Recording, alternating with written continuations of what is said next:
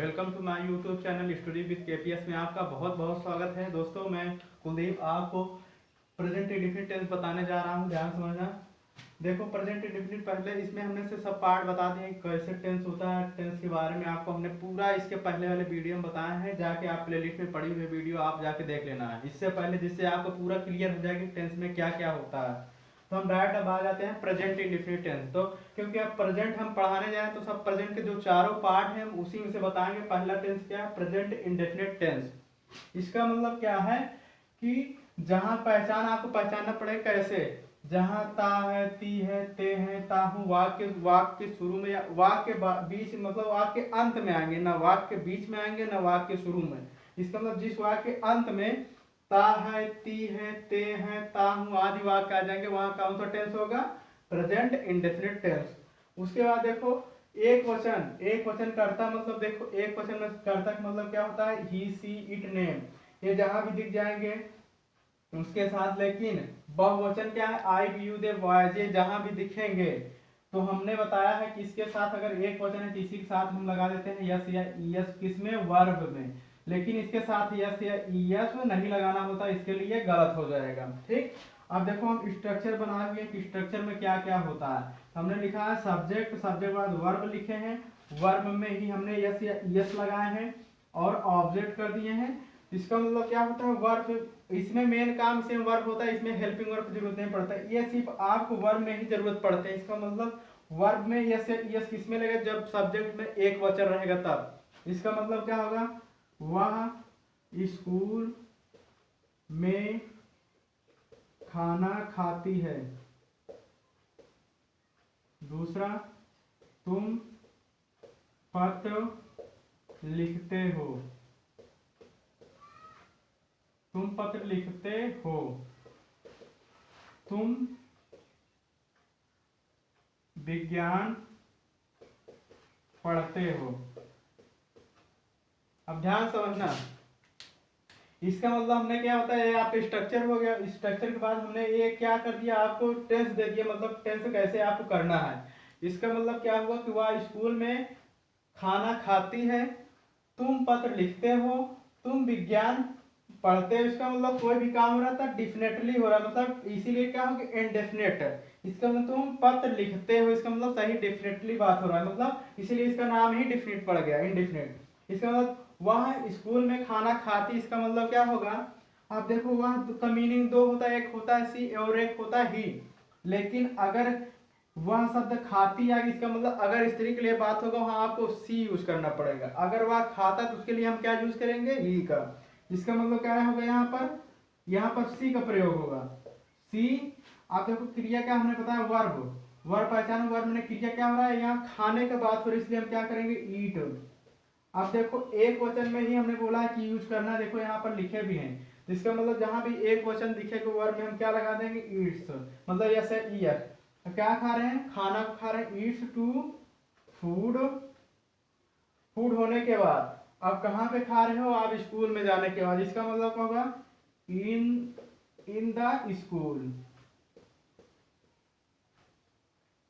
In the school. यहां तक आप समझ आ गया। इसके बाद सेकेंड वाला क्वेश्चन देखो, तुम पत्र लिखते हो। इसका मतलब क्या है? यू हमारा सब्जेक्ट होगा, मतलब करता क्या है? यू। यू हो गया। वर्ब क्या है? यहाँ पर लिखने के बात हो रहा है, तो लिखने के मीनिंग क्या होता है? यहाँ पर राइट होता है, WRITE, राइट।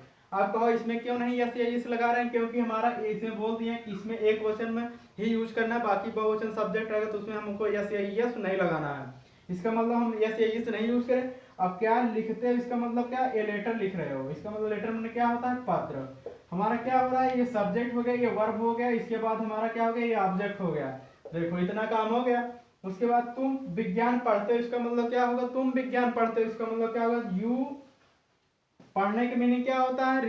रीड माने पढ़ना होता है। इसमें भी क्यों नहीं ऐसे लगाए? क्योंकि यू शब्द क्या है? बहुवचन में है। यू रीड, किसको पढ़ रहे हो? साइंस, द साइंस कर दो या टू साइंस कर दो, जिसको आप अच्छा समझो। इसका मतलब क्या है? टू साइंस, SCIENCE, साइंस हो गया।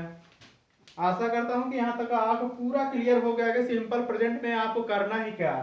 आपको यही समझना है कि जब एक वचन करता रहेगा तो आपको क्या लगाना है, इसका मतलब जहां भी ही सी इट नेम दिखेंगे वहां पे आपको क्या यूज करना है, यस या यस को सब्जेक्ट के साथ, सब्जेक्ट के साथ नहीं वर्ब में लगाना, सब्जेक्ट के बाद जब वर्ब ही आती है इसमें सिंपल प्रेजेंट के लिए। बहुवचन जब रहेगा आपको आई भी यू दिख जाएंगे तो उसमें वर्ब में हम यस यस नहीं कदापि नहीं लगाएंगे। उसके बाद स्ट्रक्चर क्या है यहाँ पर, सब्जेक्ट, सब्जेक्ट के बाद वर्ब है, वर्ब के बाद ऑब्जेक्ट है। इसका मतलब क्या हुआ कि वह स्कूल में खाना नहीं खाती, इसका मतलब हमारा क्या हुआ, she eats to food in the school. तुम पत्र लिखते हो, इसका मतलब क्या है, जहां भी ताते देखो पहचाना ने बताया, जो भी वाक्य अंत में अगर ता है तो ये दिख जाएंगे, देखो ये दिख रहा है, ये भी है ये भी है, इससे आप पहचान लोगे कि हमारा ये टेंस कौन सा है, प्रेजेंट इंडेफिनिट टेंस है। तो ये यहाँ तक का समझ में आ गया होगा। फिर आपको हम बताने जा रहे हैं, इसके बाद हम क्या बताएंगे, निगेटिव सेंटेंस। देखो दोस्तों, अब बताने जा रहे हैं निगेटिव सेंटेंस। इसका मतलब नकारात्मक वाक्य, मतलब निगेटिव का मतलब ही जहां पर नहीं शब्द आ जाए। इसका मतलब देखो वही है, एक क्वेश्चन सब्जेक्ट तो सब वही रहेंगे, लेकिन थोड़ा सा यहाँ पर हेल्पिंग वर्ब को आपको थोड़ा सा केयर करना पड़ेगा। इसका मतलब जब एक क्वेश्चन रहेगा तो उसके साथ आपको डज नॉट का यूज करना होगा, जब बहुवचन रहेगा उसके साथ हम डू नॉट लगाएंगे। इसके बाद हमने स्ट्रक्चर बनाया कि सब्जेक्ट प्लस डू या डज, इसका मतलब इसमें से दोनों में से आपको एक लगाना है, उसके बाद आपको नॉट लगाना है, नॉट के बाद आपको वर्ब की फर्स्ट फॉर्म का यूज करना है, उसके बाद ऑब्जेक्ट है, उसके बाद जो बचता है उसको हम अदर वर्ड में लिख देते हैं। बस आपको इतना ही समझना, उसके बाद तो सब समझ में आ ही जाएगा। इसका मतलब देखो, इसका मतलब जब सब्जेक्ट हमारा ये सब दिख जाएगा, नहीं शब्द आएगा, इसका मतलब हम क्या यूज करेंगे, डज नॉट। ये सब सब्जेक्ट में दिख जाएंगे, हम क्या लगाएंगे, डू नॉट लगाएंगे। इसका मतलब देखो हम बता देते हैं एग्जाम्पल में कैसे होगा। महिमा खाना नहीं खाती है, नहीं खाती है। उसके बाद तुम बाजार नहीं जाते हो,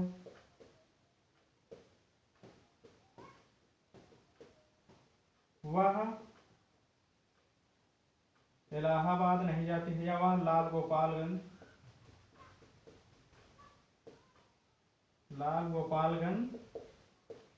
नहीं जाता है।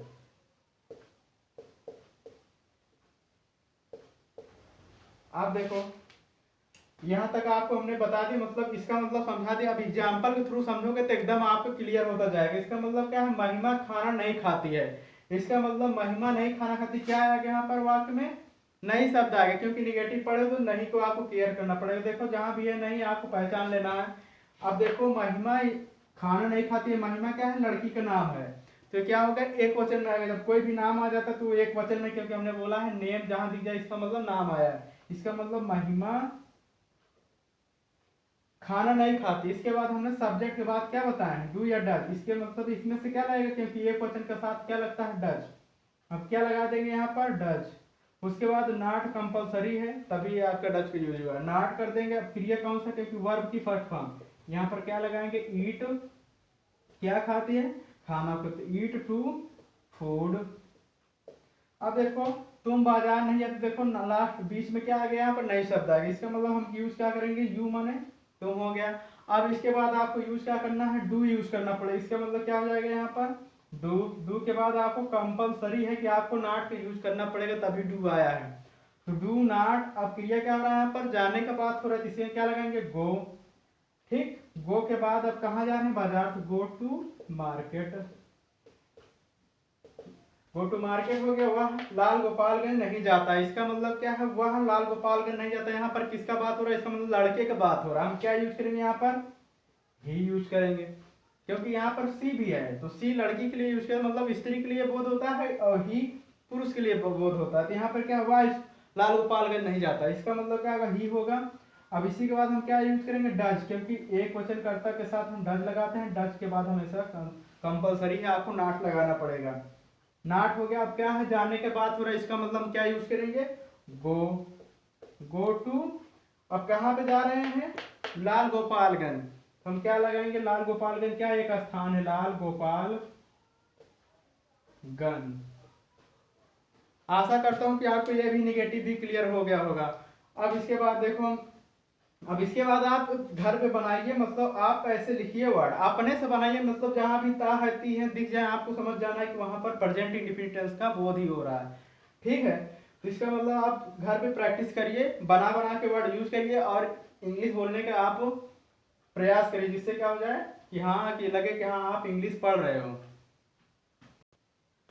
अब देखो, अब इंट्रोगेटिव देखो, इंट्रोगेटिव में क्या होता है, प्रश्नवाचक वाक्य आता है। इसका मतलब जहां भी आपका प्रश्नवाचक शब्द बोध होगा वही हमारा क्या हो जाएगा, प्रश्नवाचक होगा। इसका मतलब वाक्य शुरू में क्या, क्यों, कहाँ, कैसे दिख जाए, तो आपको वहां करना क्या है कि इसका मतलब वाक्य जब शुरू में आएगा दिख जाए तो इसकी मीनिंग नहीं लिखना है, आपको थोड़ा सा केयर करना पड़ेगा। उसके बाद तथा बीच में आए तो उसकी मीनिंग लिखना है, तो उसके लिए हम बता रहे हैं। इसका मतलब देखो, जब वाक्य शुरू में आएगा तो हमने स्ट्रक्चर ये बना दिया। इसका मतलब वाक्य जब शुरू में आएगा तो हमें वहां पर हेल्पिंग वर्ब यूज करना है। तो हेल्पिंग वर्ब इसके लिए होता है डू या डज, डू या डज लगाना है। एक वचन बहुवचन आप पहचान गए। उसके बाद सब्जेक्ट की नॉट, नहीं शब्द है तो आप नॉट लगाइए, नहीं तो जरूरी नहीं है। उसके बाद की वर्ब की फर्स्ट फॉर्म प्लस ऑब्जेक्ट। इसी के बाद इसमें हमने बता दिया कि बीच में आएगा तो आपको क्या करना होगा, तो गुरुजी कहते बताओ भाई नहीं भाई, इसका मतलब क्या होगा कि पहले क्या करोगे, इसका मतलब अगर भाई है कुछ भी है उसकी मीनिंग जो भी आएगा, मतलब जो भी रहेगा जैसे भी बोध होगा आप समझ जाना। उसके बाद हम क्या करेंगे, हेल्पिंग वर्ब लगाएंगे। हेल्पिंग वर्ब के बाद सब्जेक्ट लगाएंगे। अगर नहीं शब्द है तो आपको क्या करना पड़ेगा, इस पे नॉट लगा देना है। उसके बाद फिर वर्ब की फर्स्ट फॉर्म यूज करना है, फिर ऑब्जेक्ट, फिर ऑब्जेक्ट। अब देखो यहां तक आप समझ गए, मतलब ये दोनों थोड़ा से आप वीडियो रोक करके इसको देख लीजिएगा कि यहाँ पर क्या बताया गया। अगर ये पूरे क्वेश्चन का मतलब है क्या निचोड़ है, आपको बस इतना से अगर ये पता है, अगर इसके बारे में समझ गए तो इसका मतलब मेन यही है स्ट्रक्चर। इसके बाद आप पूरी इंग्लिश का ट्रांसलेशन ही कर दोगे, ठीक है। उसके बाद हम इसका मतलब क्वेश्चन करवा देते हैं यहीं पे, क्या वह पुस्तक नहीं पढ़ती है। इसका मतलब क्या शब्द आगे वाक्य शुरू में, इसके बाद हम इसकी मीनिंग यूज करेंगे। मीनिंग का यूज नहीं करना वाक्य शुरू हमने बता दिया। इसका मतलब जब एक वचन देखो वाह शब्द आएगा एक वचन, इसके लिए हम क्या यूज करेंगे, डज का प्रयोग। यहाँ हम क्या लगा देंगे, डज लगाएंगे। डज के बाद यहाँ पर जो वाक्य शुरू में आता है उसको हम कैपिटल लिखते हैं, यहाँ भी आपको केयर करना पड़ेगा। ठीक, देखो पढ़ती, इसका मतलब सी लगाएंगे, डज सी। अब नहीं शब्द है तो हमने बताया, देखो ये व्हाई हुआ। ये देखो हेल्पिंग वर्ब सब्जेक्ट, सब्जेक्ट बाद हम क्या लगाएंगे, नॉट लगाएंगे, नहीं शब्द आ गया। उसके बाद देखो वर्ब, वर्ब यहाँ पर पढ़ने के बाद हो रहा है इसलिए क्या हम यूज करेंगे, रीड हो गया। रीड के बाद देखो यहाँ ऑब्जेक्ट क्या है, यहाँ पर क्या बात हो रहा है, पुस्तक को, तो रीड अ बुक, ये हो गया, क्लियर हो गया। उसके बाद देखो क्या मैं खाना नहीं खाता हूं। अब देखो इसका मतलब क्या, मैं खाना नहीं खाता हूं, इसका मतलब क्या होगा, मैं शब्द आगे थे बहुवचन के लिए, इसके लिए हम क्या यूज करें, ड्यू आई। सब्जेक्ट के बाद क्या आता है, नॉट आता है। देख लो यहाँ पर नॉट आ गया। नॉट के बाद क्या किया यहाँ पर, ईट, मतलब क्या हो रहा है, खाने का, क्या खाने के बाद हो रहा है, ईट टू फूड कर दो, क्वेश्चन मार्क हो गया। ये आपको हो चुका है। अब इसके बाद हम थोड़ा से बता देते हैं, इसी में जब वाक्य जब बीच में आएगा तब, मतलब जब बीच में कोई शब्द क्यों का, तो इसके जगह पे मीनिंग यूज करना पड़ेगा। अब देखो जब वाक्य के बीच में क्यों शब्द है, मतलब क्यों ही नहीं और भी हो सकता है, प्रश्नवाचक, मतलब क्वेश्चन जहाँ पे आपका बोध है, मतलब पूछने का बात हो, तो वहीं पर क्या होता है, प्रश्नवाचक वाक्य आता है। इसका मतलब महिमा विज्ञान क्यों नहीं पढ़ती, वाक्य क्या आ गया, बीच में आ गया। तो हमने स्ट्रक्चर ये बनाया कि जब वाक्य जब बीच में आता है तो उसका हम क्या करते हैं, उसकी मीनिंग लिखते हैं। ये देखो हम पहले स्ट्रक्चर बना देंगे, इसका मतलब मीनिंग का ही लिखना पड़ेगा। इसका मतलब वाक्य शुरू में जब आएगा तो हम मीनिंग का यूज करेंगे। इसका मतलब क्या हुआ, जब क्यों माने, क्यों की मीनिंग क्या होता है, वाई माने क्यों होता है, इसका मतलब हम पहले क्या करेंगे, वाई लगाएंगे। वाई के बाद फिर हेल्पिंग वर्ब, हेल्पिंग वर्ब यहाँ ऐसे भी लिख देंगे। इसका मतलब क्या होगा, हेल्पिंग वर्ब इसमें से कोई एक आएगा। लेकिन आप पहचानो महिमा है ना, तो महिमा के साथ क्या होगा, डज का प्रयोग। इसका मतलब डज हो गया, वाई डज। उसके बाद सब्जेक्ट, सब्जेक्ट क्या है यहाँ पर, महिमा है, तो महिमा, महिमा। और उसके बाद नॉट शब्द आएगा तो नॉट लगा दो। ये भी जरूरी नहीं, अगर नहीं भी है तो कोई दिक्कत नहीं है। तो कि अगर नहीं है तो नहीं शब्द है ही नहीं तो आपको यूज भी नहीं करना, लेकिन यहाँ पर लगा है तो आप समझ जाइएगा कि अगर है तो हम नॉट लगाएंगे। तो यहाँ पर नॉट हो गया। वर्ब देखो, वर्ब की फर्स्ट फॉर्म, मतलब वर्ब क्या है यहाँ पर, पढ़ने का। वैसे इसका तीनों फॉर्म ही एक ही होता है। तो उसके बाद क्या है, नॉट रीड, क्या विज्ञान नहीं पढ़ती है, रीड टू साइंस। आप देखो क्वेश्चन वर्ड हो गया, विजय बाजार क्यों नहीं जाता, इसका मतलब क्या होगा, बीच में क्या शब्द है, क्यों आ गया, तो हमने इसीलिए हम कहा दोनों बता देते हैं जिससे आपको डाउट एक भी न रह जाए। इसका मतलब क्यों का शब्द क्या होगा, वाई हो गया। आप देखो, अब विजय है तो विजय एक नाम है, इसलिए क्या यूज करेंगे, डच का प्रयोग। डच के बाद क्या लगाएंगे, विजय लगाएंगे। विजय होने के बाद अब देखो क्या है, नई शब्द क्या लगाएंगे, नॉट। अब जाने के बाद गो, कहाँ पे, बाजार, गो टू मार्केट। इसी आशा करता हूँ कि आपको ये पूरा प्रेजेंट इंडेफिनिट का क्लियर हो गया, मतलब अफर्मेटिव, निगेटिव, इंट्रोगेटिव सब क्लियर हो गया। तो अपने दोस्तों में जरूर शेयर करें और सब्सक्राइब भी कर देख रहे हैं, जिससे क्या उनको और बताने में हेल्पफुल हो। तो ठीक है, तब तक के लिए bye bye, take care, love you all, जय हिंद।